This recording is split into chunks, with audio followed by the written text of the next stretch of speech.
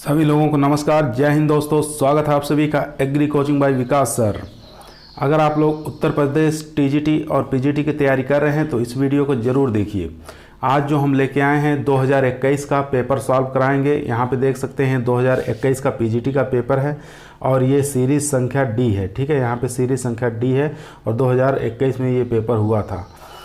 और एक चीज़ और बता दें, आज जो हम पेपर सॉल्व कराने जा रहे हैं इसके अतिरिक्त जितने क्वेश्चन पीजीटी और टीजीटी में आने की संभावना है आज उसको भी हम डिस्कस करेंगे। क्वेश्चनों के साथ उसको भी डिस्कस किया जाएगा। ठीक है, अगर आप लोग हमारे चैनल पर नए आए हैं तो हमारे चैनल को लाइक करिए, शेयर करिए, हाँ लेकिन सब्सक्राइब करना ना भूलिएगा। चलिए शुरुआत करते हैं अपने फर्स्ट क्वेश्चन से। देखते हैं 2021 में फर्स्ट क्वेश्चन किस प्रकार आया था पीजीटी का। फर्स्ट नंबर क्वेश्चन कह रहा है WTO अस्तित्व में आया। ठीक है, आपको बताना है WTO अस्तित्व में कब आया था। ठीक है, WTO का पूरा नाम होता है वर्ल्ड ट्रेड ऑर्गेनाइजेशन। ठीक है, इसको WTO के नाम से जाना जाता है। हिंदी में इसको कहते हैं विश्व व्यापार संगठन।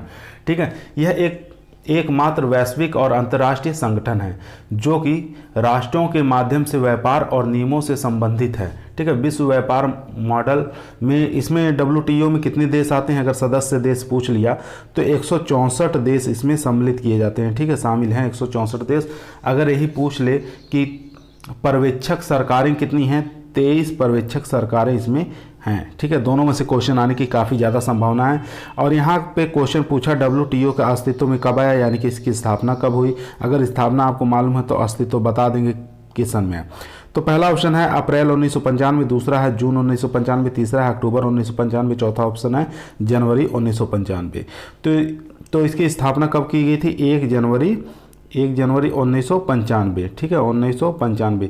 तो यहाँ पे हमारा करेक्ट आंसर हो जाएगा, यानी कि फोर्थ वाला डी वाला ऑप्शन एकदम करेक्ट आंसर हो जाएगा। इसके स्थान पे गेट का पूछ सकता है। ठीक है, कभी कभी इसका वैज्ञानिक नाम पूछ लेता है कि क्या पूरा नाम क्या है।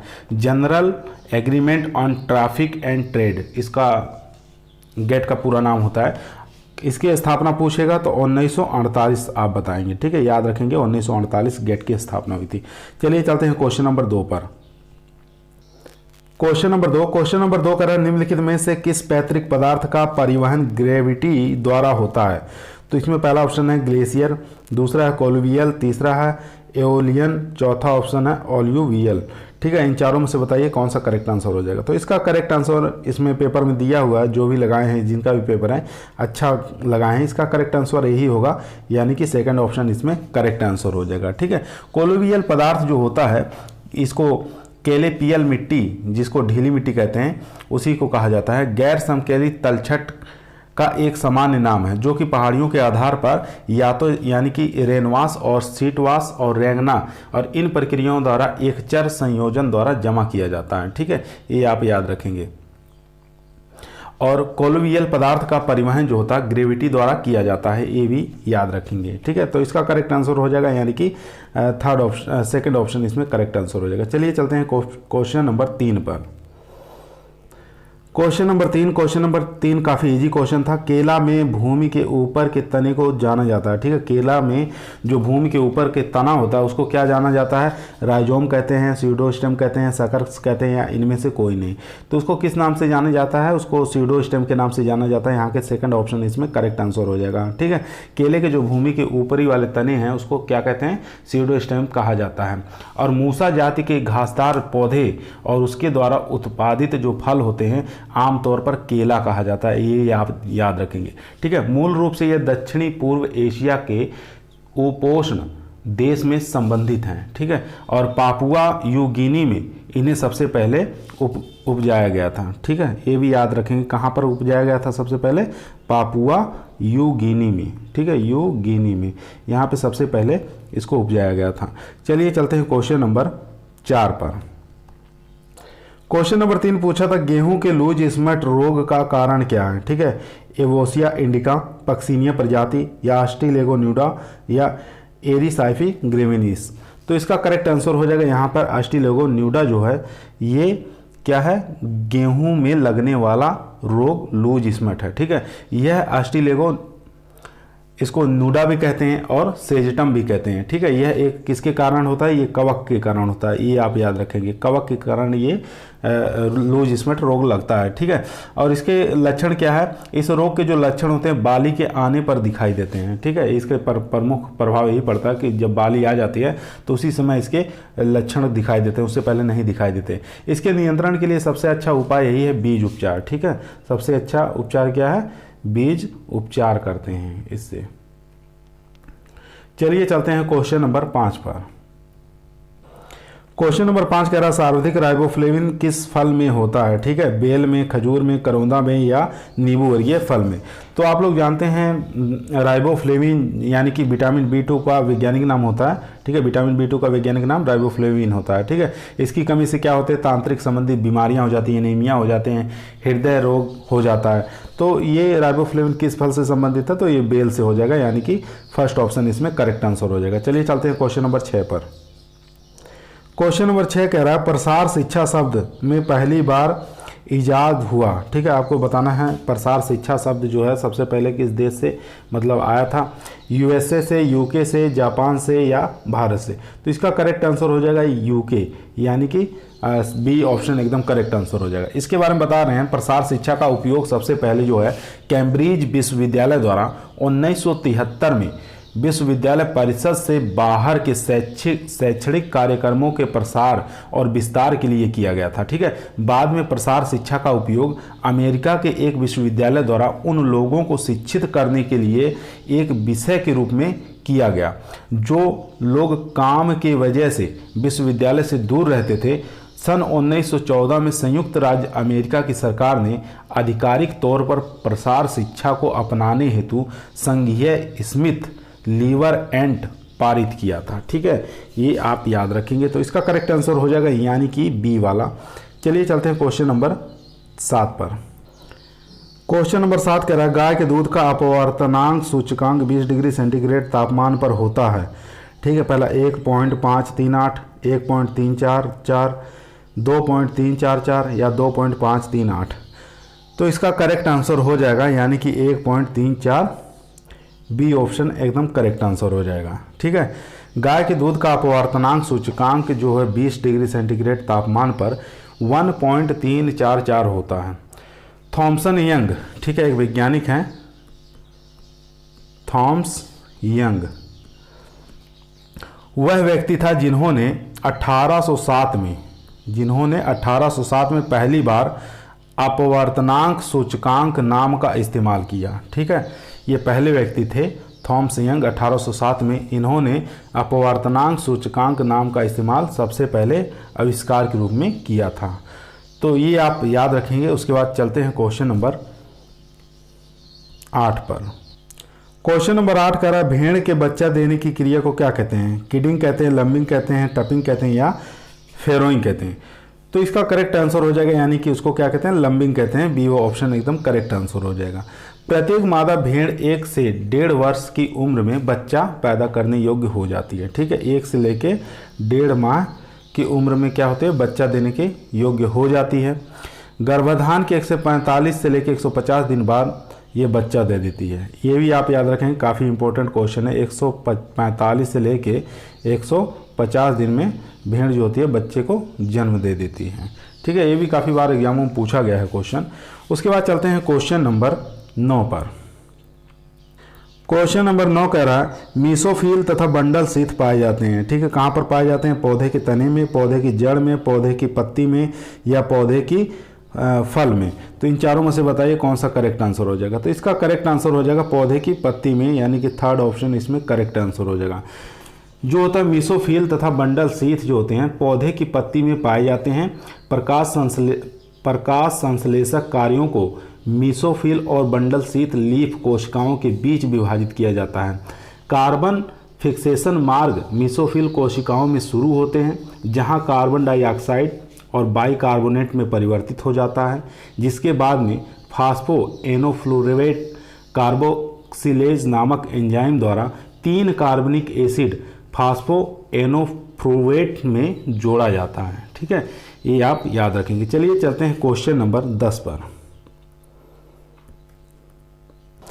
क्वेश्चन नंबर 10 काफ़ी इंपॉर्टेंट है क्वेश्चन, जो कि 2021 के पीजीटी में आ चुका है। यहाँ देख सकते हैं, निम्नलिखित में से कौन सा एक कीटनाशी आर्गेनोफॉस्फेट समूह से संबंधित है। ठीक है, कार्बरिल है, साइनाइड है, या एंडोसल्फान है, या फास्मिडान है।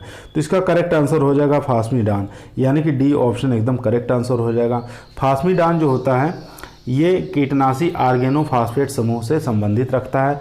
आर्गेनोफॉस्फेट शक्तिशाली क्या है, कीटनाशक है। ठीक है, एक प्रकार का शक्तिशाली कीटनाशक है। कृषि क्षेत्र में इसका प्रयोग लगभग कब से किया जा रहा है, 1932 से किया जा रहा है। ठीक है, ये आप याद रखेंगे। चलिए क्वेश्चन नंबर चलते हैं 11 पर। क्वेश्चन नंबर 11 कह रहा है गन्ने के बंची टॉप के कारण होता है। ठीक है, किसके कारण होता है ये आपको बताना है। इधर वैज्ञानिक नाम दिया हुआ है उसका कीट का। ठीक है, यहाँ पे पहला ऑप्शन है एसीगोना, स्टेनी ल्यूइस, चीलो इनफस्टैटिस, या स्प्रोगोफेला निवेला, या इनमें से कोई नहीं। तो इसका करेक्ट आंसर हो जाएगा, यानी कि स्प्रोगोफेगा निवेला, सी वाला ऑप्शन एकदम करेक्ट आंसर हो जाएगा। ठीक है, इसके कारण क्या होता है, बंची टॉप होता है। इस रोग में क्या होता है, डंठलों और मध्य कोशिकाओं और सिराओं पत्तियों के नीचे हिस्से की सिराएं जो होती हैं वो गाढ़े हरे रंग में धारियों में परिवर्तित हो जाती हैं। कुकुट पर जो कुकुट होता है छोटे छोटे पीली हरी धारियां में एकत्रित होकर बंची टॉप का निर्माण करते हैं। बंची टॉप मतलब गुच्छा नुमा एक निर्माण हो जाता है आगे से ऊपर से, तो उसी को बंची टॉप कहा जाता है। ठीक है, चलिए इसका करेक्ट आंसर हो जाएगा, यानी कि सी। उसके बाद चलते हैं क्वेश्चन नंबर 12 पर। क्वेश्चन नंबर 12 कह रहा है अम्लीय वर्षा निम्न गैसों के कारण होती है। ठीक है, आपको बताना है अम्लीय वर्षा जो होती है किन गैसों के कारण होती है। पहला ऑप्शन CO2 CO, ओजोन और CO2, NO2 SO2 और NH3 और CO2। तो इसका करेक्ट आंसर हो जाएगा NO2 और SO2। ठीक है, इसके कारण क्या होता है, अम्लीय वर्षा होती है। और अम्लीय वर्षा का pH पूछ लेता है कभी कभी, तो उसका pH 5.5 होता है। ठीक है, अम्लीय वर्षा का pH मान कितना होता है, 5.5 होता है। तो ये दोनों गैसें जो होती है जिम्मेदार होती हैं NO2 और SO2। ठीक है, काफ़ी अधिक मात्रा में। चलिए चलते हैं क्वेश्चन नंबर 13 पर। क्वेश्चन नंबर 13 कह रहा है दूध में किस रूप में कार्बोहाइड्रेट पाया जाता है। तो दूध के अंदर कार्बोहाइड्रेट जो पाया जाता है, ऑप्शन है ग्लूकोज है, फ्रुक्टोज है, लैक्टोज है, या इनमें से कोई नहीं। तो ग्लूकोज दूध के अंदर जो कार्बोहाइड्रेट है ये लैक्टोज के रूप में पाया जाता है, यानी कि सी ऑप्शन इसमें करेक्ट आंसर हो जाएगा। ठीक है, साधारण दूध में क्या होता है 85% जल पाया जाता है, और शेष जो होते हैं ठोस के रूप में होता है, खनिज वसा के रूप में रहता है। ठीक है, दूध में प्रोटीन, कैल्शियम, राइबोफ्लेविन, इसके अलावा विटामिन ए, डी, ई और ई, फास्फोरस, मैग्नीशियम, आयोडीन, ये सब वसा, ये सब पाए जाते हैं इसके अंदर। चलिए चलते हैं क्वेश्चन नंबर 14 पर। क्वेश्चन नंबर 14 कह रहा है कृषि उत्पादों का न्यूनतम समर्थन मूल्य किसके द्वारा घोषित किया जाता है। ठीक है, आपको बताना, काफ़ी इंपॉर्टेंट क्वेश्चन है और इसका करेक्ट आंसर हो जाएगा, यानी कि बी वाला CACP। ठीक है, इसको कहते हैं कृषि लागत और मूल्य आयोग। भारत सरकार के कृषि और किसान कल्याण मंत्रालय द्वारा एक संकलन कार्यक्रम है। यह जनवरी 1965 में अस्तित्व में आया। ठीक है, पूछ सकता है सन कब आया, 1965 में ये अस्तित्व में आया। ठीक है, और इसका करेक्ट आंसर हो गया ये 2 वाला। ठीक है, कृषि उत्पादों का न्यूनतम समर्थन मूल्य CACP द्वारा घोषित किया जाता है, यानी कि बी ऑप्शन एकदम करेक्ट आंसर हो जाएगा। चलिए चलते हैं क्वेश्चन नंबर 15 पर। क्वेश्चन नंबर 15 कह रहा है समुदाय एक प्राथमिक इकाई है, व्यक्तिगत, गांव, परिवार या ब्लॉक। तो ये इसका करेक्ट आंसर हो जाएगा परिवार का। ठीक है, एक समुदाय की प्राथमिक इकाई है परिवार, ये सी ऑप्शन एकदम करेक्ट आंसर हो जाएगा। ठीक है, ये लैटिन भाषा के 2 शब्दों से बना हुआ है। कभी कभी पूछ लेता है समुदाय है किस भाषा का शब्द है, ये लैटिन भाषा का शब्द है। ठीक है, ये 2 शब्दों से बना हुआ है, कॉम से और तथा मीन्स में। ठीक है, ये 2 शब्दों से मिलकर बना हुआ। इसका अर्थ होता है साथ और दूसरे का अर्थ होता है सेवा करना। ठीक है, यानी कि इस प्रकार समुदाय का सेवा करना। चलिए चलते हैं क्वेश्चन नंबर 16 पर। क्वेश्चन नंबर 71 कह रहा है प्रसार शिक्षा का सिद्धांत है करके सीखना, देखकर सीखना, पढ़कर सीखना या सुनकर सीखना। तो इसका करेक्ट आंसर हो जाएगा करके सीखना। फर्स्ट ऑप्शन इसका करेक्ट आंसर हो जाएगा। ठीक है, प्रसार शिक्षा का उपयोग सबसे पहले कैम्ब्रिज विश्वविद्यालय द्वारा 1973 में विश्वविद्यालय परिषद के बाहर के शैक्षणिक कार्यक्रम के प्रसार विस्तार के लिए किया गया था। ठीक है, बाद में प्रसार शिक्षा का उपयोग अमेरिका के एक विश्वविद्यालय द्वारा उन लोगों को शिक्षित करने के लिए एक विषय के रूप में किया गया जो लोग काम की वजह से विश्वविद्यालय से दूर रहते थे, उनके लिए प्रसार शिक्षा का ये मतलब किया गया था। चलिए चलते हैं क्वेश्चन नंबर 17 पर। क्वेश्चन नंबर 17 कह रहा है, एक मार्ग चिन्हित होता है, ठीक है, संश्लिष्ट उत्पादों के, कृषि उत्पादों के, जैविक उत्पादों के या औद्योगिक उत्पादों के लिए। तो इसका करेक्ट आंसर हो जाएगा कृषि उत्पादों के लिए। ठीक है, एक मार्ग जो होता है एक प्रमाण मानक है जो कि भारत में कृषि और खाद्य उत्पादों पर लगाया जाता है। जिन उत्पादों पर एक मार्क लगाया हो उसके बारे में आशा की जाती है कि वे उत्पाद कुछ निर्धारित मानकों पर खरे उतरते हैं। ये मानक भारत सरकार के विपणन तथा निरीक्षण निदेशालय द्वारा अनुमोदित होते हैं। ठीक है, ये आप याद रखेंगे। तो इसका करेक्ट आंसर हो जाएगा बी वाला। चलिए चलते हैं क्वेश्चन नंबर 18 पर। क्वेश्चन नंबर 18 का निम्नलिखित में से किसमें सर्वाधिक प्रोटीन होती है। ठीक है, उड़द है, चना है, सोयाबीन है, तिल है। तो आप लोग जानते हैं सोयाबीन के अंदर सबसे ज़्यादा प्रोटीन की मात्रा पाई जाती है, यानी प्रोटीन कितने परसेंट पाई जाती है, 42% प्रोटीन पाया जाता है। अगर तेल की बात कर लें तो 22% तेल पाया जाता है और 21% इसमें कार्बोहाइड्रेट पाया जाता है। ठीक है, और 12% इसके अंदर नमी पाई जाती है। ठीक है, ये आप याद रखेंगे पूरा डाटा। इसमें से कोई भी क्वेश्चन पूछ सकता है, आने वाले जो 22 में पीजीटी की परीक्षा होने वाले कोई भी क्वेश्चन इससे संबंधित आ सकता है। ठीक है, चलिए चलते हैं क्वेश्चन नंबर 19 पर। क्वेश्चन नंबर 19 कह रहा है, मृदा के आंतरिक क्षमता जो पौधे के लिए आवश्यक पोषक तत्व प्रदान करती क्या कहलाता है। उर्वर कहलाता है, मृदा उर्वरकता कहलाती है, मृदा उत्पादकता या मृदा रंग कहलाता है। तो मृदा के आंतरिक क्षमता और जो पौधों के लिए आवश्यक पोषक तत्व प्रदान करता है वो मृदा उर्वरकता कहलाती है। ठीक है, तो बी ऑप्शन इसमें करेक्ट आंसर हो जाएगा। चलिए चलते हैं क्वेश्चन नंबर 20 पर। क्वेश्चन नंबर 20 कह रहा है, फूल गोभी का पुष्पक्रम क्या कहलाता है। कैटकिन कहलाता है, हेड कहलाता है, कार्ड कहलाता है, इनमें से कोई नहीं। तो इसमें फूल गोभी का पुष्पक्रम जो होता है कार्ड कहलाता है। ठीक है, फूल गोभी का पुष्पक्रम क्या कहलाता है, कार्ड कहलाता है। फूल गोभी का एक लोकप्रिय सब्जी है, इसका उत्पत्ति स्थान साइप्रिया इटली का भूमध्य सागरीय क्षेत्र माना जाता है। भारत में इसका आगमन मुगल काल से हुआ। ठीक है, कहाँ से हुआ, मुगल काल से भारत में इसका आगमन हुआ, ये आप याद रखेंगे। चलिए चलते हैं क्वेश्चन नंबर 21 पर। क्वेश्चन नंबर 21 कह रहा है, आंवला के रस को संरक्षित करने के लिए संरक्षित पदार्थ मिलाया जाता है। पोटेशियम मेटाबाइसल्फाइड, एसिटिक अम्ल, 65 से 70 शर्करा या सोडियम बेंजोएट। तो इसका करेक्ट आंसर हो जाएगा फर्स्ट वाला, यानी कि पोटेशियम मेटाबाइसल्फाइड इसमें प्रयोग किया जाता है। आंवला के रस में संरक्षित करने के लिए क्या करते हैं, पोटेशियम मेटाबाइसल्फाइड संरक्षित पदार्थ के रूप में मिलाया जाता है। तो ए ऑप्शन इसमें करेक्ट आंसर होगा। चलिए चलते हैं क्वेश्चन नंबर 22 पर। क्वेश्चन नंबर 22 कह रहा है, जल संरक्षण की कौन सी किस्म मृदा उर्वरकता क्षरण के नाम से भी जानी जाती है। मृदा क्षरण, अस्फुदन क्षरण या सरिताहीन क्षरण या शुद्र क्षरण। तो इसका करेक्ट आंसर हो जाएगा, यानी कि सेकंड वाला आप स्प्रोण क्षरण जो होता है, ये बी ऑप्शन एकदम करेक्ट आंसर हो जाएगा। चलिए चलते हैं क्वेश्चन नंबर 23 पर। क्वेश्चन नंबर 23 कह रहा है, धान की नर्सरी की डेपोग विधि किस देश से विकसित की गई। भारत से, चीन से, फिलीपींस से, जापान से। तो डेपोग विधि धान की जो है ये फिलीपींस द्वारा विकसित की गई है। इस विधि में 1 हेक्टेयर क्षेत्र की रोपाई के लिए धान की नर्सरी कितनी वर्ग मीटर की आवश्यकता होता है, 25 से 30 वर्ग मीटर की आवश्यकता होती है। ठीक है, ये आप याद रखेंगे। इस विधि में बीज बोने के 11 से लेकर 14 दिन बाद पौधे की रोपाई के लिए तैयार हो जाते हैं। ठीक है, ये आप याद रखेंगे, दिन बाद रोपाई के लिए तैयार हो जाते हैं। चलिए चलते हैं क्वेश्चन नंबर 24 पर। क्वेश्चन नंबर 24 कह रहा है, टेट्राजोलियम परीक्षण किस एंजाइम की गतिविधियों का निर्धारण करता है। परऑक्सीडेज, डीऑक्सीडेज, कार्बोऑक्सीलेज या कोई नहीं। तो इसका करेक्ट आंसर हो जाएगा डी हाइड्रोजिनेज। ठीक है, बी ऑप्शन इसमें करेक्ट आंसर हो जाएगा। चलिए चलते हैं क्वेश्चन नंबर 25 पर। क्वेश्चन नंबर 25 कह रहा है, एगमार्ग अधिनियम किस वर्ष पारित हुआ था। 1966, 1937, 1933, 1947।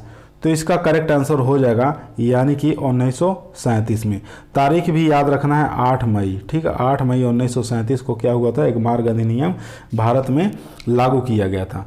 और 1886 में, ठीक है, अगर संशोधन की डेट पूछ लेगा तो 1986 में इसे संशोधित किया गया था। ठीक है, तो इसका करेक्ट आंसर हो जाएगा, यानी कि बी वाला। चलिए चलते हैं क्वेश्चन नंबर 26 पर। क्वेश्चन नंबर 52 कह रहा है अनानास फल का खाए जाने वाला हिस्सा कौन सा है? बीज कोष है, मध्य फल भीति है, मांसल थैलमस है या मांसल बीजोल है? तो इसका करेक्ट आंसर हो जाएगा मांसल थैलमस। ठीक है, ये इसका खाए जाने वाला भाग होता है। चलिए चलते हैं क्वेश्चन नंबर 27 पर। क्वेश्चन नंबर 27 कर रहा है निम्नलिखित में से कौन सी मक्का की प्रथम संकर की प्रजाति है? ठीक है, प्रकाश है, गंगावन है, प्रोटीना है या विवेक है? तो बता दें मक्का का वैज्ञानिक नाम क्या होता है? जिया मेज होता है। ठीक है, जिया मेज होता है इसका वैज्ञानिक नाम। उसके बाद अगर इसकी संकर वैरायटी पूछ रहा है, यह एक प्रकार का मोटे अनाज वाला फसल है। ठीक है, मोटे अनाज वाली श्रेणी में इसको रखा गया है। मक्का का प्रथम संकर प्रजाति का नाम है गंगा 1। ठीक है, बी ऑप्शन इसमें करेक्ट आंसर हो जाएगा। अन्य प्रजातियां इसकी गंगा 4 है, गंगा 11 है, डेक्कन 107 है, ये सब संकर वेराइटियां हैं। उसके बाद चलते हैं क्वेश्चन नंबर 28 पर। क्वेश्चन नंबर 28 पूछ रहा है खेती में किसानों द्वारा सामान्यतः किस प्रकार के बीज का प्रयोग किया जाता है? जनक बीज, आधारीय बीज, प्रमाणित बीज या नाभिकीय बीज? तो इसका करेक्ट आंसर हो जाएगा यानी कि प्रमाणित बीज का प्रयोग करते हैं किसान लोग। चलिए चलते हैं क्वेश्चन नंबर 29 पर। क्वेश्चन नंबर 29 कह रहा है किस पीएच मान पर पौधे में सर्वाधिक वृद्धि होती है? 4 से 5, 5 से 6, 6.5 से 7.5, 8 से 9? तो इसका करेक्ट आंसर हो जाएगा 6.5 से लेकर 7.5 पीएच मान पे सबसे ज़्यादा पौधे की वृद्धि देखी जाती है। ठीक है, और पीएच की अवधारणा सबसे पहले 1909 में सॉरेनसन नामक वैज्ञानिक के द्वारा दिया गया था। ठीक है, चलिए चलते हैं क्वेश्चन नंबर 30 पर। क्वेश्चन नंबर 30 कह रहा है बछड़े के सींग शोधन होना चाहिए 10 दिन की उम्र में, 1 माह की उम्र में, 2 माह की उम्र में या 1 साल की उम्र में? तो इसका करेक्ट आंसर हो जाएगा 10 दिन की उम्र में। फर्स्ट ऑप्शन इसमें करेक्ट आंसर हो जाएगा। ठीक है, सींग शोधन तकनीक से क्या होता है? गाय, भेड़ों और बकरियों आदि पशुओं का बाल्यावस्था में ही सींग कलिकाएं को गर्म लोहे की छड़ से क्या करते हैं? दबा दिया जाता है, जिससे सींग बनने या वृद्धि होने पर ही उन्हें नष्ट कर दिया जाता है। ठीक है, चलिए चलते हैं क्वेश्चन नंबर 31 पर। क्वेश्चन नंबर 31 कह रहा है कैल्शियम अमोनियम नाइट्रेट का रासायनिक सूत्र क्या है? CaNH4COC3। तो यही इसका रासायनिक सूत्र है कैल्शियम अमोनियम नाइट्रेट का। इसको कैन के नाम से भी जाना जाता है। ठीक है, कैन के नाम से भी जाना जाता है, कैन खाद कहते हैं इसको। ठीक है, इसमें क्या होता है? नाइट्रो चूना पत्थर और नाइट्रो चौक के रूप में किया जाता है प्रयोग। चलिए चलते हैं क्वेश्चन नंबर 32 पर।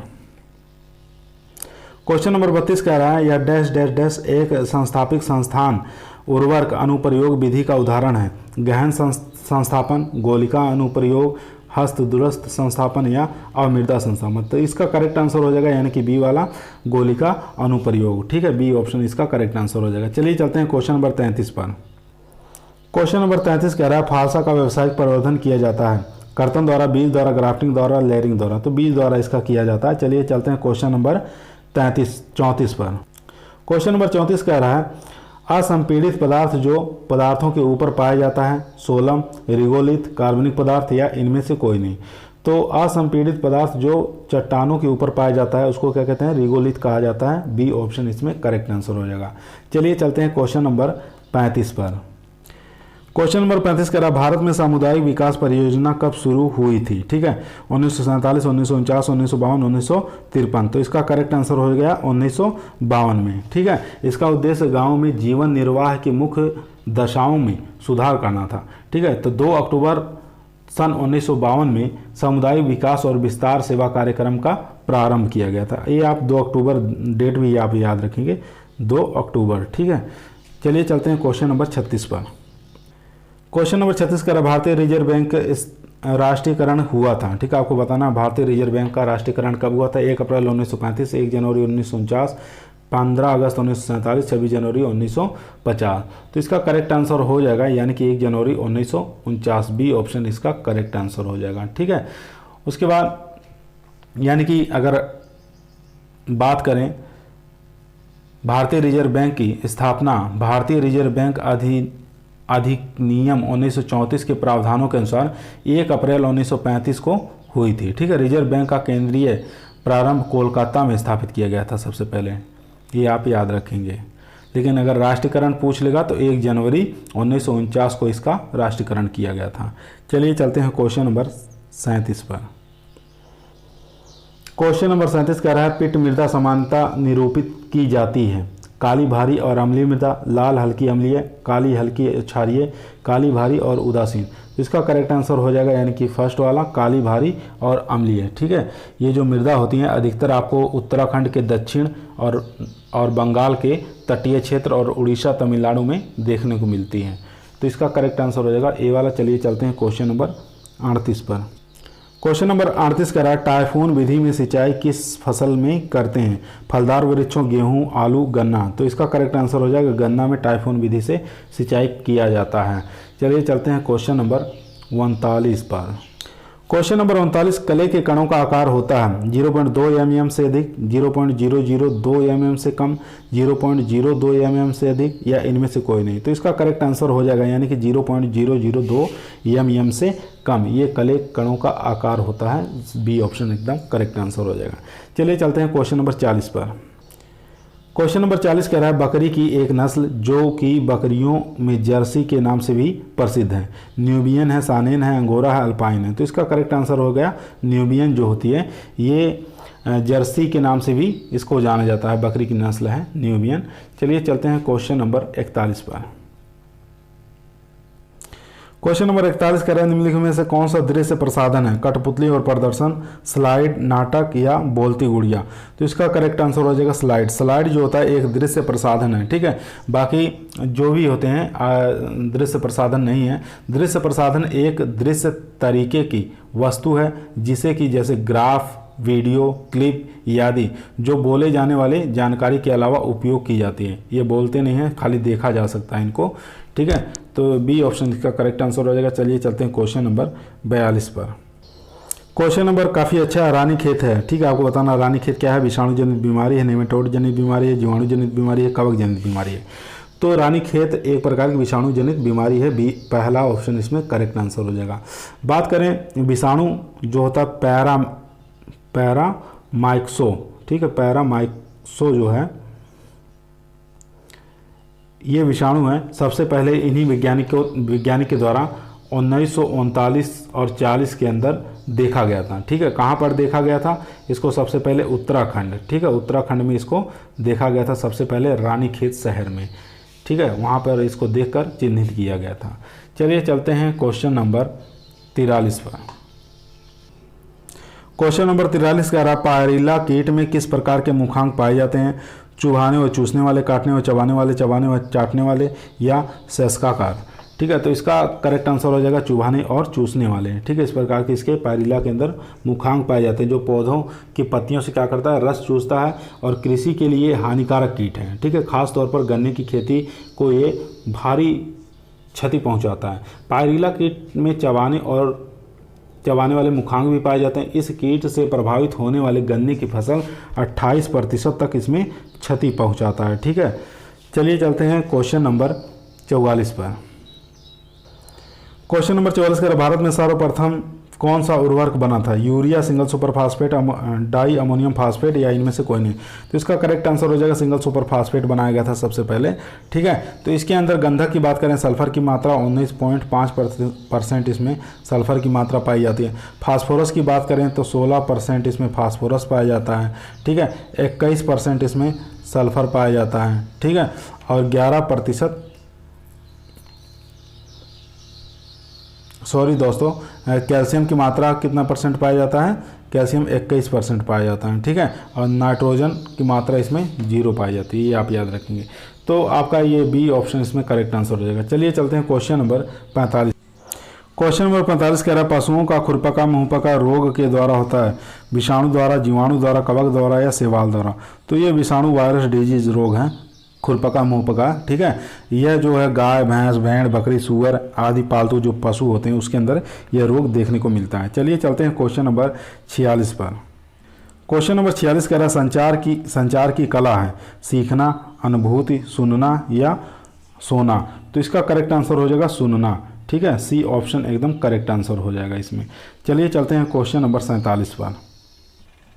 क्वेश्चन नंबर 47 कह रहा है पके आम के फलों का विशिष्ट गुरुत्व होता है, एक से कम होता है, एक के बराबर होता है, एक से अधिक होता है, एक इनमें से कोई नहीं। तो इसका करेक्ट आंसर हो जाएगा यानी कि एक से अधिक होता है, सी ऑप्शन इसका करेक्ट आंसर हो जाएगा। आम का वैज्ञानिक नाम क्या होता है? मैंजीफेरा इंडिका होता है इसका, ठीक है। ये इसकी मूल प्रजाति को भारतीय आम कहते हैं, इसका उत्पत्ति स्थान भी एंडोवर्मा होता है।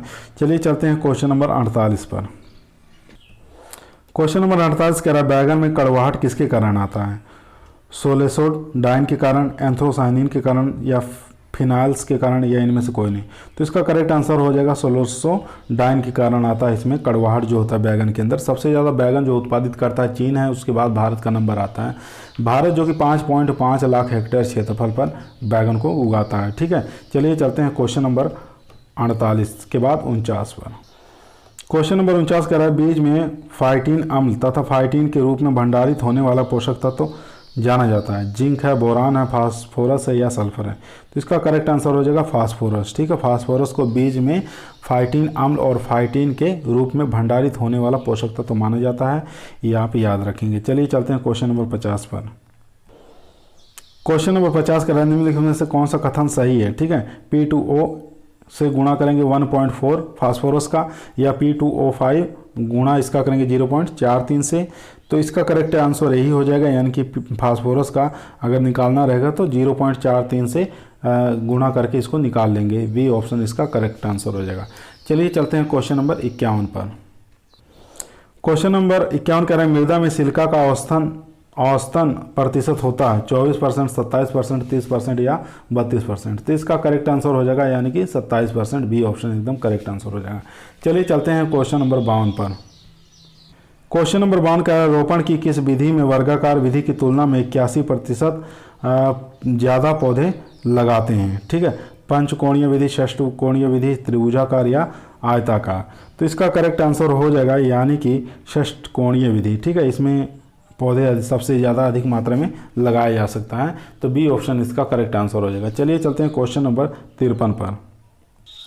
क्वेश्चन नंबर 53 कह रहा है बछड़े का बधियाकरण का सही समय क्या है? 2 से 4 सप्ताह, 10 सप्ताह, 8 से 10 सप्ताह, या 16 से 20 सप्ताह। तो इसका करेक्ट आंसर हो जाएगा 8 से 10 सप्ताह। इसमें क्या करते हैं कि नर जो जंतुओं का वृषण है, टेस्टिस जो होता है, कार्य को अप्रभावी बना दिया जाता है, तथा इस प्रकार वह नर जंतु जो होता है बच्चा पैदा करने योग्य नहीं रह जाता है। तो इसका करेक्ट आंसर हो जाएगा सी वाला। चलिए चलते हैं क्वेश्चन नंबर 54 पर। क्वेश्चन नंबर 54 कह रहा है जब MPP, APP तथा APP होगी तब स्थिर होगा, सार्वधिक होगा, घटते क्रम में होगा, या बढ़ते क्रम में? तो इसका करेक्ट आंसर हो जाएगा बढ़ते क्रम में। डी ऑप्शन इसका करेक्ट आंसर हो जाएगा। चलिए चलते हैं क्वेश्चन नंबर 55 पर। क्वेश्चन नंबर 55 कह रहा है सही वाक्य को बताइए। तापक्रम घटते हैं जैसे जैसे ऊंचाई पर बढ़ती हैं, तापक्रम बढ़ता है जैसे जैसे ऊंचाई बढ़ती है। तीसरा ऑप्शन तापमान में बदलाव नहीं होता जैसे जैसे ऊंचाई पर बढ़ती हैं। तीसरा इनमें से कोई नहीं। तो इसका करेक्ट आंसर हो जाएगा, सही वाक्य यही है, तापक्रम घटता है जैसे जैसे ऊंचाई बढ़ती है, ठीक है। फर्स्ट ऑप्शन एकदम करेक्ट आंसर हो जाएगा। चलिए चलते हैं क्वेश्चन नंबर 56 पर। क्वेश्चन नंबर 56 कह रहा है संकुल मक्का का प्रति हेक्टेयर बीज दर क्या है? 10 से 12, 15 से 18, 18 से 20, या 20 से 25। तो इसका करेक्ट आंसर हो जाएगा 18 से 20 किलोग्राम प्रति हेक्टेयर। तो इसका वैज्ञानिक नाम होता है जिया मेज के नाम से जाना जाता है, मोटे अनाज के नाम से भी जाना जाता है इसको, ठीक है। और मक्का की फसल में जो नर भाग पहले परिपक्व होता है ये भी याद रखते हैं, क्योंकि हमेशा क्वेश्चन पूछा जाता है मक्का में सबसे पहले भाग कौन सा परिपक्व होता है? तो नर भाग जो होता है पहले परिपक्व होता है, ये आप याद रखें। चलिए चलते हैं क्वेश्चन नंबर 57 पर। क्वेश्चन नंबर 57 कह रहा है बैर में कृंदन करते हैं वर्षा काल में, शीतकाल में, बसंत काल में, या ग्रीष्म काल में? तो इसका करेक्ट आंसर हो जाएगा यानी कि बसंत काल में बैर में कृंदन किया जाता है, ये आप याद रखेंगे। चलिए चलते हैं क्वेश्चन नंबर 58 पर। क्वेश्चन नंबर 58 कह रहा है पुरानी एलुवियल मृदा कहलाती है बांगर कहलाता है, या वाटी सोल कहलाती है, खादर कहलाती है, या एरिडी सोल कहलाती है? तो पुरानी जो एलुवियल मृदा होती है वो बांगर के नाम से जानी जाती है। फर्स्ट ऑप्शन इसमें करेक्ट आंसर हो जाएगा। चलिए चलते हैं क्वेश्चन नंबर 59 पर। क्वेश्चन नंबर 59 कह रहा है मक्का में परागण का ढंग सही तरीका क्या है? स्वपरागण, वनस्पतिक प्रजनन, पर परागण, या कोई नहीं? तो मक्का में जो परागण का तरीका होता है वह पर परागण होता है। सी ऑप्शन एकदम करेक्ट आंसर हो जाएगा। चलिए चलते हैं क्वेश्चन नंबर 60 पर। क्वेश्चन नंबर 60 कह रहा है निम्नलिखित में से कौन सा कथन सत्य है। ठीक है, दारू जीवित कोशिका से बना होता है, दारू सजीव और निर्जीव कोशिकाओं का बना होता है, दारू निर्जीव कोशिकाओं का बना होता है, दारू में कोशिका नहीं होती है। तो इसका करेक्ट आंसर हो जाएगा दारू में सजीव और निर्जीव कोशिकाओं का बना होता है। बी ऑप्शन एकदम करेक्ट आंसर हो जाएगा। ठीक है, चलिए चलते हैं क्वेश्चन नंबर 61 पर। क्वेश्चन नंबर 61 कह रहा है अधिकांश मृदाओं का स्थूल घनत्व होता है 3.24 से लेकर 3.40 ग्राम प्रति घन सेंटीमीटर, या 1.02 से लेकर 1.80 ग्राम प्रति घन सेंटीमीटर। तीसरा ऑप्शन है 2.50 से लेकर 2.70 ग्राम प्रति घन सेंटीमीटर, या इनमें से कोई नहीं। तो इसका करेक्ट आंसर हो जाएगा 1.02 से लेके 1.80 ग्राम प्रति घन सेंटीमीटर। बी ऑप्शन इसमें करेक्ट आंसर हो जाएगा। चलिए चलते हैं क्वेश्चन नंबर 62 पर। क्वेश्चन नंबर 62 कह रहा है द्वितीयक जुताई में प्रयुक्त होने वाला औजार क्या है। देशी हल है, हैरो है, डिस्क हल है, या इनमें से कोई नहीं। तो द्वितीयक जुताई में प्रयुक्त होने वाला औजार इनमें से कौन सा हो जाएगा, हैरो हो जाएगा। ठीक है, तो इसमें बी ऑप्शन एकदम करेक्ट आंसर हो जाएगा। चलिए चलते हैं क्वेश्चन नंबर 63 पर। क्वेश्चन नंबर 63 कह रहा बाजरा की बीज दर प्रति हेक्टेयर है। ठीक है, 12 से 15 किलोग्राम, 4 से 5 किलोग्राम, 80 100 किलोग्राम, इनमें से कोई नहीं। तो इसका करेक्ट आंसर हो जाएगा 4 से 5 किलोग्राम जो होती है बाजरा की बीज दर होती है प्रति हेक्टेयर के लिए, यानी कि बी ऑप्शन एकदम करेक्ट आंसर हो जाएगा। चलिए चलते हैं क्वेश्चन नंबर 64 पर। क्वेश्चन नंबर 64 कह रहा है भारत में पादप रोग विज्ञान के जनक कौन है। D.A. एप्स्टीन है, E.J. बटलर है, स्टाउट है, या इनमें से कोई नहीं। तो इसका करेक्ट आंसर हो जाएगा A.G. बटलर जो है ये क्या है, भारत के पादप रोग विज्ञान के जनक माने जाते हैं। बी ऑप्शन एकदम करेक्ट आंसर हो जाएगा। चलिए चलते हैं क्वेश्चन नंबर 65 पर।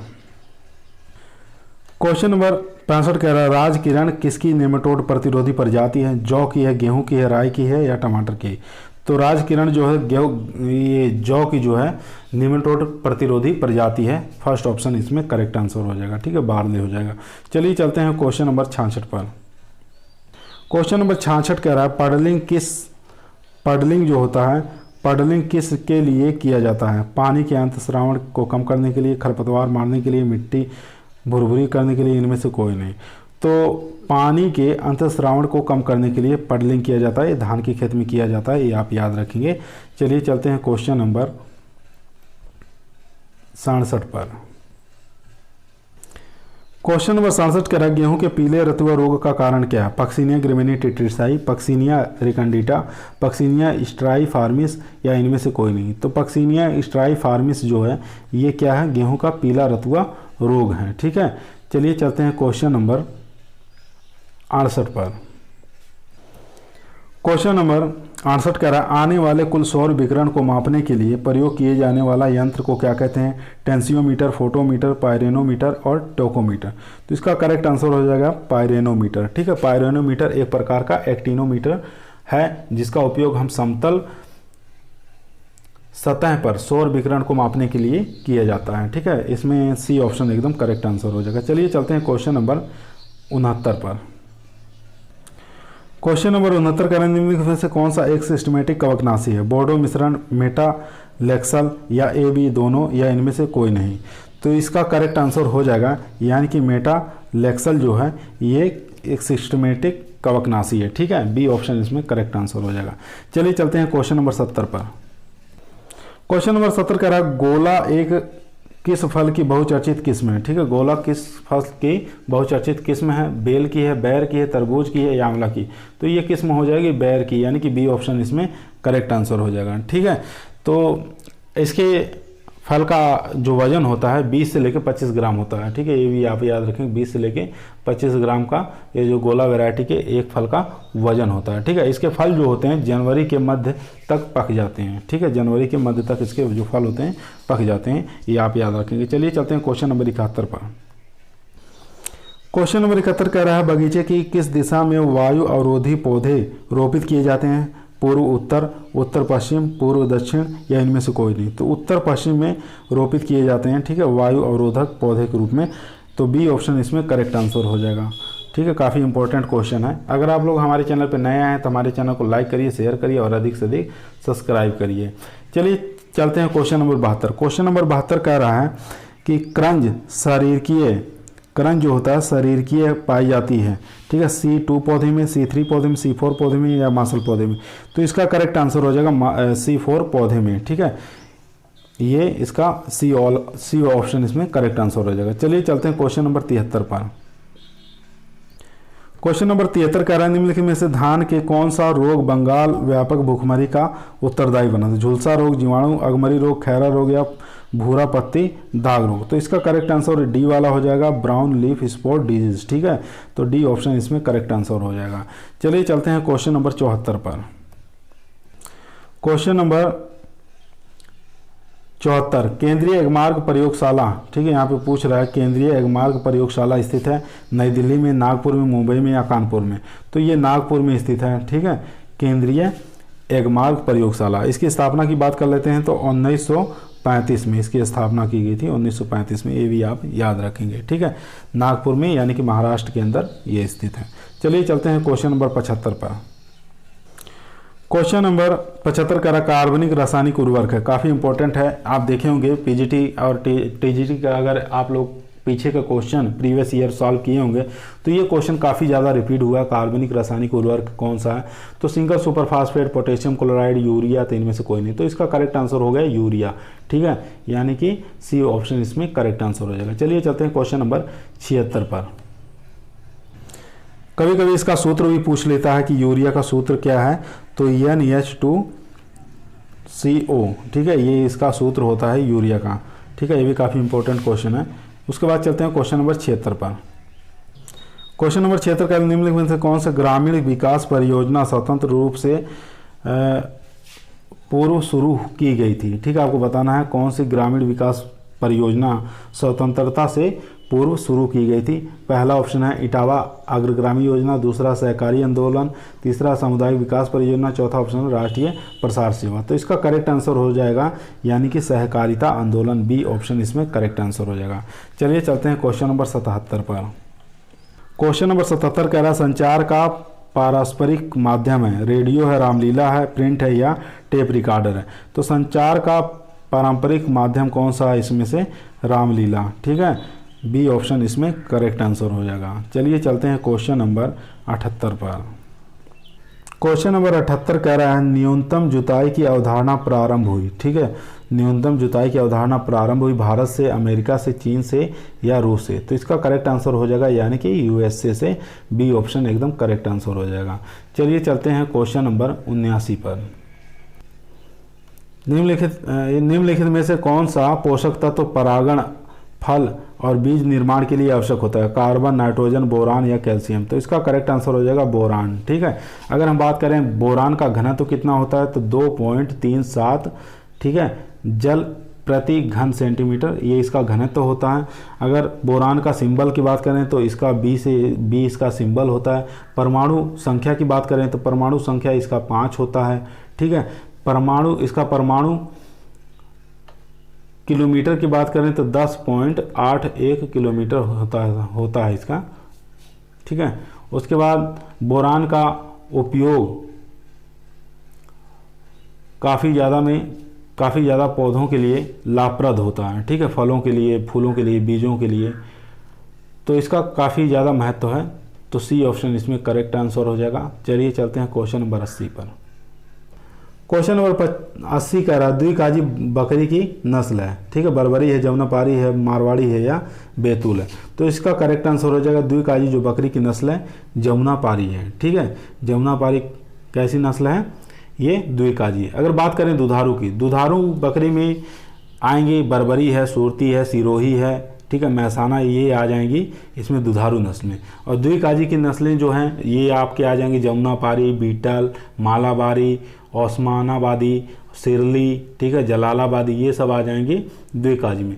मांस वाली बकरी अगर पूछेगा सबसे अच्छी तो ब्लैक बंगाल है, सबसे बेस्ट है, ठीक है। उसके बाद जंगम, उसके बाद आसाम हिल, कच्छी, ये सब मांस उत्पादन के लिए पाली जाने वाली बकरियां होती हैं, ठीक है। पूछ लेगा कभी कभी ऊन उत्पादन के लिए 2 बकरियों का प्रयोग करते हैं, एक बेंगू का प्रयोग करते हैं, ठीक है, बेंगू, दूसरी है पाशमीना, ठीक है। ये 2 बकरियों का हम प्रयोग ऊन उत्पादन के लिए पाला जाता है, ठीक है। जमुनापारी की बात करें तो भारत में पाई जाने वाली अन्य नस्लों की तुलना में सबसे ऊंची और सबसे लंबी नस्ल होती है, ठीक है। यह उत्तर प्रदेश के इटावा जिला और गंगा यमुना चंबल नदी के किनारे इसका उत्पत्ति स्थान माना गया है। चलिए चलते हैं क्वेश्चन नंबर 81 पर। क्वेश्चन नंबर 81 क्वेश्चन कर रहा है सेब का सबसे बौना मूलवृंत कौन है? यम 7, यम 27, यम 106, यम 111। तो इसका करेक्ट आंसर हो जाएगा यम 27, ये इसका करेक्ट आंसर हो जाएगा, ठीक है। अगर यम 27 ना दिया, अगर आपको उसमें ऑप्शन मिल जाए यम 9 का, तो यम 9 भी ये बौना मूलवृंत है, ये आप याद रखेंगे, ठीक है। यम 27 के बाद यम 9 का नंबर आता है, ये आप याद रखेंगे। चलिए चलते हैं क्वेश्चन नंबर 82 पर। क्वेश्चन नंबर 82 कह रहा है एक उर्वरक जो कि 3 आवश्यक पोषक तत्वों की पूर्ति पौधों को कराता है, डीएपी, एमओपी, एसएसपी या एमओपी। तो इसका करेक्ट आंसर हो जाएगा यानी कि एसएसपी, ठीक है, single super phosphate. C option एकदम करेक्ट आंसर हो जाएगा। चलिए चलते हैं क्वेश्चन नंबर 83 पर। क्वेश्चन नंबर 83 कह रहा है कौन सा मौसम पूर्वानुमान किसानों के लिए सर्वाधिक उपयोगी है? लघु अवधि मौसम पूर्वानुमान, मध्यम अवधि मौसम पूर्वानुमान, दीर्घ अवधि मौसम पूर्वानुमान या उपरोक्त सभी। तो इसका करेक्ट आंसर हो जाएगा यानी कि मध्यम अवधि मौसम पूर्वानुमान, बी ऑप्शन एकदम करेक्ट आंसर हो जाएगा। चलिए चलते हैं क्वेश्चन नंबर 84 पर। क्वेश्चन नंबर 84 कह रहा है राइबोसोम का क्या कार्य है? श्वसन, प्रकाश संश्लेषण, प्रोटीन संश्लेषण या प्रकाशीय श्वसन। तो इसका प्रमुख कार्य हो जाएगा यानी कि प्रोटीन संश्लेषण, ठीक है। सी वाला ऑप्शन एकदम करेक्ट आंसर हो जाएगा इसमें। चलिए चलते हैं क्वेश्चन नंबर 85 पर। क्वेश्चन नंबर 85 कह रहा है फलों को और सब्जियों में मोमीकरण होता है, ठीक है। श्वसन की दर को कम करने के लिए, वाष्पोत्सर्जन की दर को कम करने के लिए, श्वसन और वाष्पोत्सर्जन की दर कम करने के लिए, इनमें से कोई नहीं। तो इसका करेक्ट आंसर हो जाएगा मोमीकरण जो फल और सब्जियों में करते हैं श्वसन और वाष्पोत्सर्जन की दर को कम करने के लिए। सी ऑप्शन एकदम करेक्ट आंसर हो जाएगा। चलिए चलते हैं क्वेश्चन नंबर 86 पर। क्वेश्चन नंबर 86 कह रहा बाजरा और ज्वार के फलों को किस नाम से जानते हैं? कैप्सूल, फली है, बाली है या सिलिकुआ।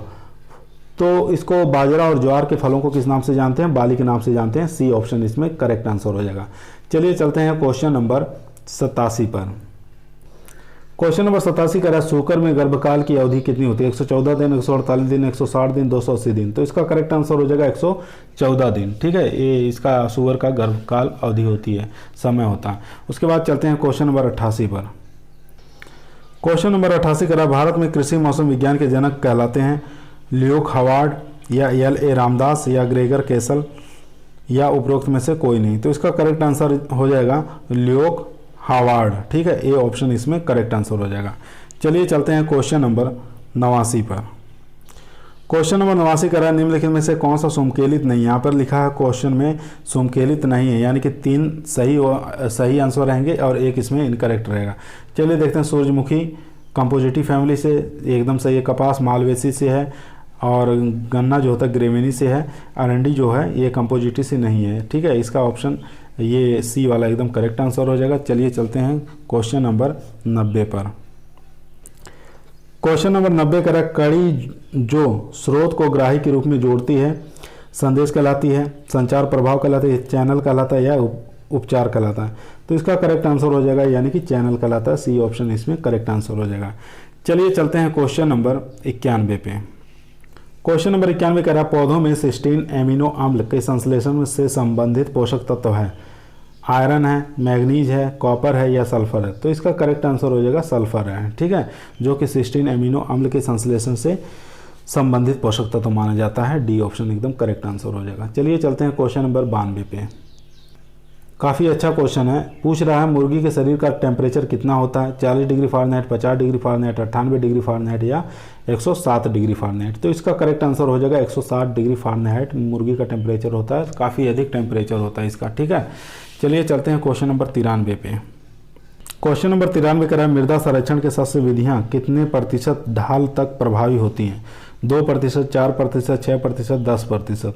तो इसका करेक्ट आंसर हो जाएगा यानी कि 2%। चलिए चलते हैं क्वेश्चन नंबर 94 पे।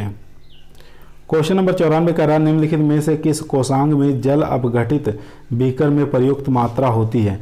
अंतर्द्रव्यीय जालिका, लाइसोसोम या स्फेरोसोम या माइटोकॉन्ड्रिया। तो इसका करेक्ट आंसर हो जाएगा लाइसोसोम, ठीक है, बी ऑप्शन इसमें करेक्ट आंसर हो जाएगा। चलिए चलते हैं क्वेश्चन नंबर 95 पे। निम्नलिखित में से कौन सा असत्य यानी कि झूठा फल का उदाहरण है? आम है, टमाटर है, अनानास है या इनमें से कोई नहीं? तो अनानास जो है ये असत्य यानी कि झूठा फल कहा जाता है इसको, ठीक है।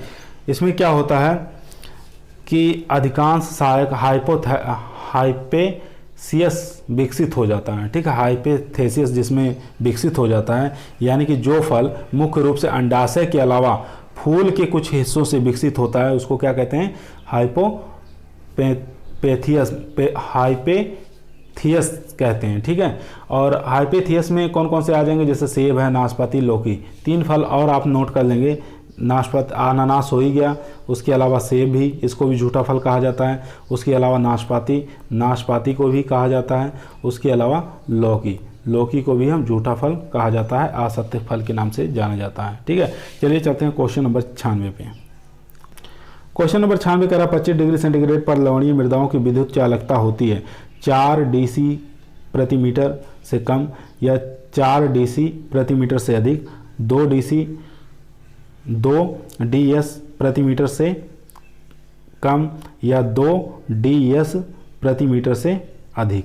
तो इसका करेक्ट आंसर हो जाएगा यानी कि 4 DS प्रति मीटर से अधिक, यानी कि बी ऑप्शन इसमें करेक्ट आंसर हो जाएगा, ठीक है। चलिए चलते हैं क्वेश्चन नंबर 97 पे।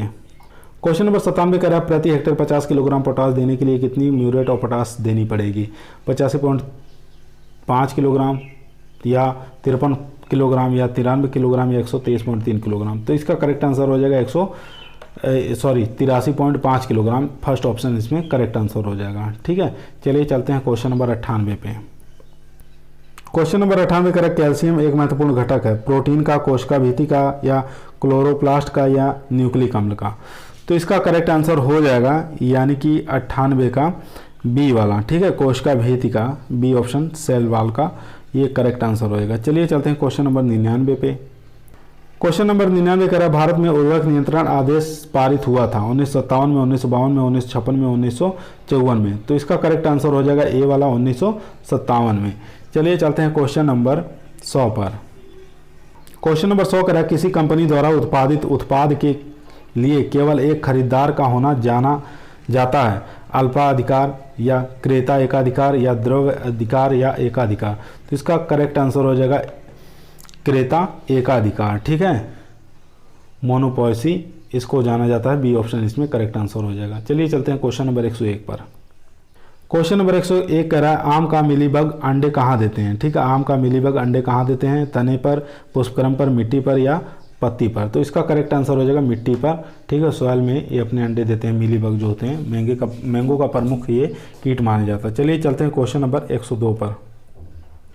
क्वेश्चन नंबर 102 कह रहा पत्तियों द्वारा प्रजनक होता है बेगोनिया में, हाइड्रिला में या चमेली में या सभी में? तो इसका करेक्ट आंसर हो जाएगा बेगोनिया में, ठीक है, बी ऑप्शन फर्स्ट ऑप्शन इसमें करेक्ट आंसर हो जाएगा, यानी बेगोनिया में पत्तियों द्वारा प्रजनन होता है, ठीक है, ए वाला ऑप्शन करेक्ट है। चलिए चलते हैं क्वेश्चन नंबर 103। क्वेश्चन नंबर 103 कह रहा है बोडो मिश्रण का प्रयोग समानता किसके नियंत्रण के लिए करते हैं? मृदु रोमिल आसिता के लिए, ब्लाइट के लिए, एंथ्रोक्नोज के लिए, उपयुक्त सभी?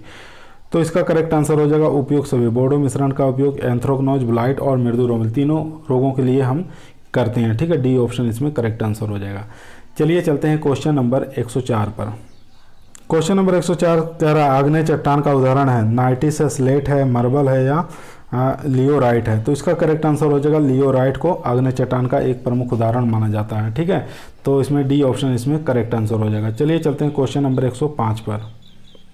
क्वेश्चन नंबर 105 कह रहा है पानी और हवा के बीच की सीमा परत क्या कहलाती है?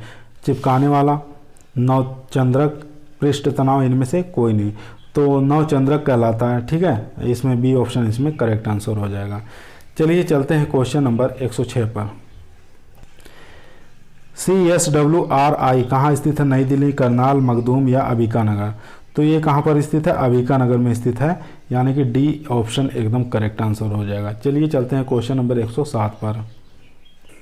क्वेश्चन नंबर 107 कह रहा है गाय के दूध का पीएच कितना होता है? 6.7 से लेके 6.8, 6.4 से लेके 6.6, 6.8 से लेके 6.9 और इनमें से कोई नहीं। तो इसका करेक्ट आंसर हो जाएगा यानी कि गाय के दूध का पीएच मान 6.4 से लेके 6.6 होता है, यानी कि बी ऑप्शन इसमें करेक्ट आंसर हो जाएगा। चलिए चलते हैं क्वेश्चन नंबर 108 पर। क्वेश्चन नंबर, अर्धसाली गन्ने की बुआई होती है, ठीक है, आपको बताना अर्धसाली गन्ने की बुआई कब करते हैं? जुलाई अगस्त में, जनवरी फरवरी में, फरवरी मार्च में या अक्टूबर नवंबर में। तो अर्धसाली गन्ने की बुआई जो है जुलाई से लेकर अगस्त के महीने में करते हैं, ठीक है। भारत में एक प्रकार की नगदी फसल के रूप में उगाया जाता है, यह एक प्रकार की बहुवर्षीय फसल है, ठीक है।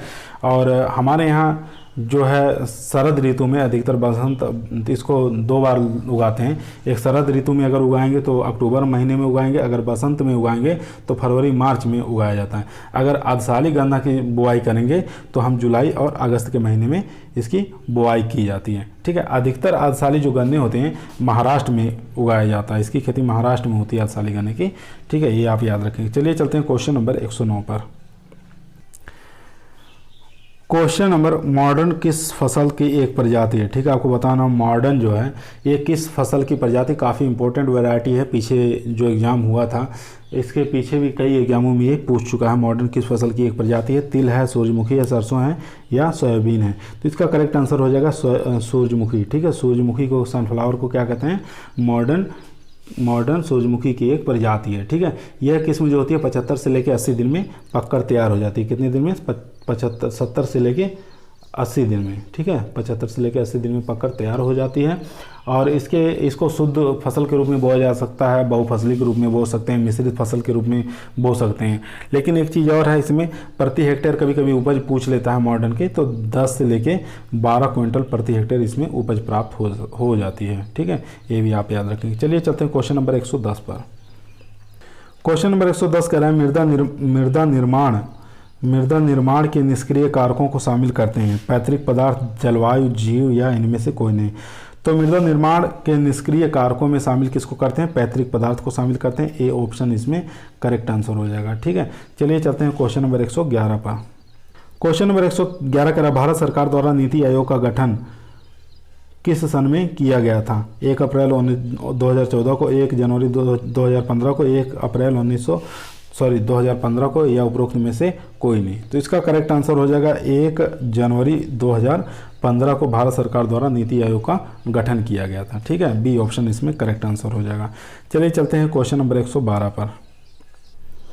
क्वेश्चन नंबर 112 कह रहा है, किसको अर्थशास्त्र का जनक कहा जाता है? मार्शल को, एडम स्मिथ को, रिकार्डो को या J.L. मिल को? तो एडम स्मिथ को क्या कहा जाता है? अर्थशास्त्र का जनक कहा जाता है। अर्थशास्त्र विषय पर कोई भी पुस्तक लिखने वाले वे पहले व्यक्ति थे, ठीक है। इन्होंने राष्ट्र की संपत्ति यानी कि वेल्थ ऑफ नेशन लिख दे रहे हैं पुस्तक का नाम, ठीक है, वेल्थ ऑफ नेशन, ठीक है, वेल्थ ऑफ नेल्स नामक ग्रंथ की रचना की थी। एडम स्मिथ का कहना था कि सरकार को आर्थिक गतिविधियों में हस्तक्षेप नहीं करना चाहिए था। अर्थशास्त्र की अदृश्य हाथ है जो कि उनका संतुलन बनाए रखना चाहिए, ठीक है, ये एडम स्मिथ का कहना था, इसलिए अर्थशास्त्र का इनको जनक कहा जाता है। इसमें बी ऑप्शन एकदम करेक्ट आंसर हो जाएगा। चलिए चलते हैं क्वेश्चन नंबर 113 पर। क्वेश्चन नंबर 113 कह रहा है, श्रोभ मंडल की ऊंचाई के साथ तापमान ह्रास दर क्या होता है?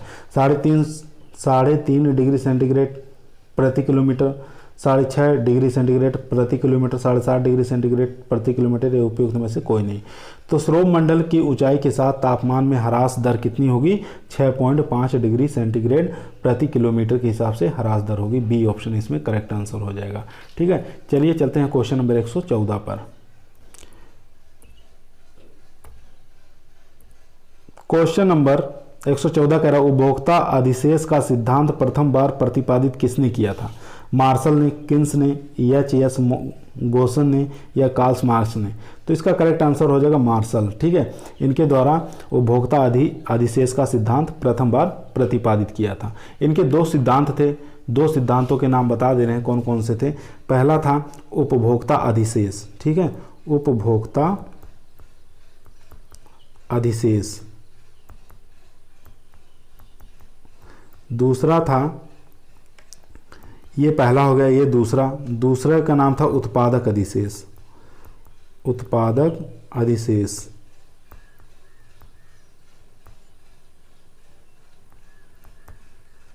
ठीक है। ये दो इनके अर्थशास्त्र में आर्थिक अधिशेष थे, ठीक है। चलिए चलते हैं क्वेश्चन नंबर 115 पर। क्वेश्चन नंबर 115 कह रहा है ज्वार के तने बेधक कीट का वैज्ञानिक नाम क्या है? सिसेमिया इन्फेरेंस या आम्सेक्टा मूरी या एग्रोटिस एप्सिलॉन या काइलो पार्टिकलस। तो इसका वैज्ञानिक नाम हो जाएगा काइलो पार्टिलस, ठीक है। ये इसका वैज्ञानिक नाम होता है। ज्वार में जो तना बेधक कीट लगता है उसका वैज्ञानिक नाम हो जाएगा डी ऑप्शन इसमें करेक्ट आंसर हो जाएगा। इस कीट की सूंडियाँ जो होती है तने में छेद करके अंदर ही खाती रहती हैं, जिससे बीज का भाग क्या होता है? सूख जाता है। ज्वार की फसल में बुआई से लेकर दाना पकने की अवस्था तक कीटों का प्रकोप निरंतर क्या होता है? बना रहता है, ठीक है। तो 115 का हो जाएगा क्वेश्चन नंबर डी ऑप्शन सही हो जाएगा। चलिए चलते हैं क्वेश्चन नंबर 116 पर। क्वेश्चन नंबर 116 कह रहा है DRIS का उपयोग होता है लंबी अवधि की फसलों के लिए, अल्प अवधि के फसलों के लिए, तिलहनी फसलों के लिए या सब्जी फसलों के लिए। तो इसका करेक्ट आंसर हो जाएगा लंबी अवधि वाली फसलों के लिए इसका DRIS उपयोग किया जाता है, ठीक है। दो इसके फसलों के रूप में दो प्रयोग में लाए जाते हैं, ठीक है। एक हो गया SRA, ठीक है। एक हो गया SRA, ठीक है। दूसरा हो गया आपका DRIS, ठीक है। ये हो गया दो फसलों के रूप में इसमें प्रयोग में लाते हैं। तो ये जो DRIS है ये लंबी अवधि वाली फसलों के लिए इसका प्रयोग किया जाता है, ठीक है। तो फलों की उपज और फलों की गुणवत्ता निर्धारित करने में पोषण और निषेचन महत्वपूर्ण कारक होते हैं, ठीक है। और पौधे पोषण की स्थिति निदान के लिए कई तरीके इसमें काम में लेते हैं और दो तरीके जो आपको SRA और DRIS ये दो प्रयोग में लाए जाते हैं। चलिए चलते हैं क्वेश्चन नंबर 117 पर। क्वेश्चन नंबर 117 कह रहा है निम्नलिखित में से कौन सी जमा पूंजी नहीं है, ठीक है। खेत, इमारत है, मशीनरी है, कारखाना है, इनमें से कोई नहीं। तो इसका करेक्ट आंसर हो जाएगा डी, इनमें से कोई नहीं, ठीक है। तो जमा पूंजी के तात्पर्य किसी भी फार्म में लंबी अवधि के संपत्ति में किए गए पूंजी निवेश से है, ठीक है। अर्थात पूंजी से है जो व्यापार के लिए अचल संपत्तियों को खरीद में लगाई जाती है, उसको क्या कहते हैं? जमा पूंजी कहते हैं। चलिए चलते हैं क्वेश्चन नंबर 118 पर। क्वेश्चन नंबर 118 कह रहा है द्विकाजी नस्ल की गाय है, थार पारकर, साहिवाल, सिंधी या गिर। तो इसका करेक्ट आंसर हो जाएगा थार पारकर जो है ये आपकी द्विकाजी गाय की नस्ल है, जो कि राजस्थान में जोधपुर और जैसलमेर जो क्षेत्र है वहाँ पर इसको पाली जाती है। इसका उत्पत्ति स्थान जो माना गया है वो मालानी माना गया है, ठीक है। मालानी कहाँ पे पड़ता है? ये बाड़मेर जो जिला है राजस्थान में, वहाँ पर इसका उत्पत्ति स्थान माना गया है, ठीक है। इस नस्ल की जो गाय है भारत की सर्वश्रेष्ठ दुधारू गायों में से एक मानी जाती है, ठीक है। तो इसको आप याद रखेंगे और ये, ठीक है, द्विकाजी गाय की नस्ल है थार पारकर। इसका उत्पत्ति स्थान बाड़मेर का मालानी क्षेत्र है। चलिए चलते हैं क्वेश्चन नंबर 119 पर। क्वेश्चन नंबर 119 कह रहा है भेड़ की सबसे ऊंची नस्ल क्या है? नीलोर है, बीकानेरी है, डिकानी है या नीलगिरी। तो इसका करेक्ट आंसर हो जाएगा नीलोर। नीलोर जो होती है भेड़ की सबसे ऊंची नस्ल कौन सी होती है? नीलोर हो जाएगी। यह कहाँ की है? आंध्र प्रदेश की, ठीक है। आंध्र प्रदेश जिले की नेलोर जो है ये भेड़ की नस्ल है, ये आप याद रखेंगे। और कहाँ पर पाली जाती है? ये गोदावरी जो क्षेत्र है, गुट्टूर जिला यहाँ का आंध्र प्रदेश का, वहाँ पर अधिकतर देखने को मिलेगी। चलिए चलते हैं क्वेश्चन नंबर 120 पर। क्वेश्चन नंबर 120 कह रहा है सही कथन का पता लगाइए, ठीक है। सही कथन का बताना है। क्वार्टज वर्गीकृत है, एक टेक्सोसिलिकेट खनिज के रूप में है, क्वार्टज वर्गीकृत है।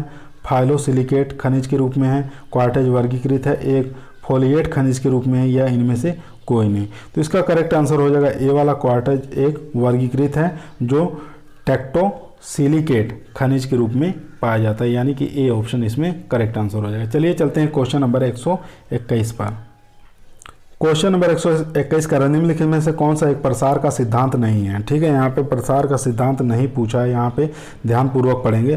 पहला ऑप्शन है करके सीखने का सिद्धांत, दूसरा सहभागिता का सिद्धांत, तीसरा नेतृत्व का सिद्धांत, चौथा ऑप्शन है असहभागिता का सिद्धांत। तो यही हमारा करेक्ट आंसर हो जाएगा। असहभागिता का सिद्धांत जो होता है ये प्रसार शिक्षा का सिद्धांत नहीं माना गया है। ठीक है, डी ऑप्शन इसमें करेक्ट आंसर हो जाएगा। चलिए चलते हैं क्वेश्चन नंबर 122 पर। क्वेश्चन नंबर 122 कह रहा है बैंकों का राष्ट्रीयकरण कब हुआ था? 19 जून 1969, 19 जुलाई 1969, 19 अगस्त 1969, 2 अक्टूबर 1969। तो इसका करेक्ट आंसर हो जाएगा 19 जुलाई 1969, बी वाला ऑप्शन करेक्ट आंसर हो जाएगा। भारत में आधुनिक बैंकिंग की शुरुआत ब्रिटिश राज में हुई थी, ये भी आप याद रखेंगे। चलिए चलते हैं क्वेश्चन नंबर 123 पर। अगर आप लोग हमारे चैनल पर नए हैं तो हमारे चैनल को लाइक करिए, शेयर करिए, सब्सक्राइब करिए। हमारे चैनल का नाम है एग्री कोचिंग बाय विकास सर। ठीक है, चलिए चलते हैं क्वेश्चन नंबर 123 पर। क्वेश्चन नंबर 123 के फलों को पकाने के लिए प्रयोग में होने वाला हार्मोन्स कौन सा है? GA3 है, साइटोकाइनिन है, इथाइलिन है, या इनमें से कोई नहीं? तो फलों को पकाने के रूप में इथाइलिन का प्रयोग करते हैं, सी ऑप्शन इसमें करेक्ट आंसर हो जाएगा। ठीक है, सी ऑप्शन इसमें करेक्ट आंसर हो जाएगा। यह एक प्रकार का गैसीय हार्मोन है। ठीक है, गैस के रूप में एकमात्र ऐसा हार्मोन है इथाइलिन। ठीक है, चलिए चलते हैं क्वेश्चन नंबर 124 पर। पीजीटी के एग्जामों में चाहे टीजीटी है चाहे पीजीटी 125 क्वेश्चन पूछे जाते हैं और एग्रीकल्चर से रिलेटिव ये जो क्वेश्चन हम करवा रहे हैं पीजीटी का 2021 में जो क्वेश्चन आया हुआ है पेपर, उसको हम सॉल्व करा रहे हैं। ठीक है, 124 नंबर क्वेश्चन देखते हैं किस टाइप्स का आया था। 25 नंबर क्वेश्चन कह रहा है चैनल में संदेश को भेजने से पहले उसका रख रखाव किस प्रकार किया जाता है? प्रतिस्पुष्टि, तोड़मरोड़, उपचार या डिकोडिंग? तो इसका करेक्ट आंसर हो जाएगा उपचार। ठीक है, तो सी ऑप्शन इसमें करेक्ट आंसर हो जाएगा। उसके बाद क्वेश्चन नंबर 125 कह रहा है गुड़गांव परियोजना के द्वारा संगठित की गई FL ब्रायने, Mahatma Gandhi, Albert Mayer, या इनमें से कोई नहीं? तो गुड़गांव जो परियोजना के द्वारा संगठित किया गया वो इसका करेक्ट आंसर हो जाएगा, यानी कि FL ब्रायने द्वारा। ठीक है, FL ब्रायने द्वारा ये इसका करेक्ट आंसर हो जाएगा। ए वाला ऑप्शन एकदम करेक्ट आंसर हो जाएगा। गुड़गांव जो परियोजना है ये FL ब्रायने द्वारा, इसको सन भी आप याद रखेंगे कब? 1920 में। ठीक है, 1920 में FL ब्रायने के द्वारा संगठित किया गया था। ठीक है, तो यहीं पे हमारा जो क्वेश्चन की सीरीज़ थी 125 2021 का पेपर जो सॉल्व करा रहे थे समाप्त हुआ। अगर आप लोग हम अभी तक हमारे चैनल को सब्सक्राइब नहीं किए हैं तो हमारे चैनल को लाइक करिए, शेयर करिए, हाँ लेकिन सब्सक्राइब करना ना भूलिए। सभी लोगों को धन्यवाद।